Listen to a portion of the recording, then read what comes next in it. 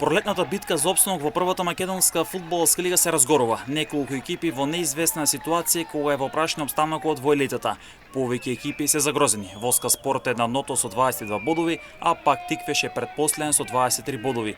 Овие две екипи се во зоната за директно испаѓање. Во бараж зоната е Беса со 24 бодови, а толку има и Брера Струмица која е на 9-то место или во зоната за директен опстанок. Овие екипи се најмногу загрозени кога во прашање опстанокот во елитата.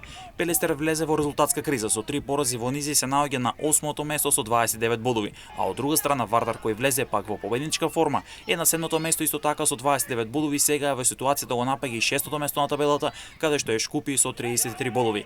Битката за титулата ја продолжуваат водечката Шкендија кој има 59 бодови и Силекс кој е втор со 55 бодови на своето конто. Во однос на самата табела екипата на Работнички е трета со 49 бодови, а пак Гостивар на 4-то место со 47 бодови, додека пак актуелниот шампион Струга Тремлум е на 5-то место со 45 освоени бодови.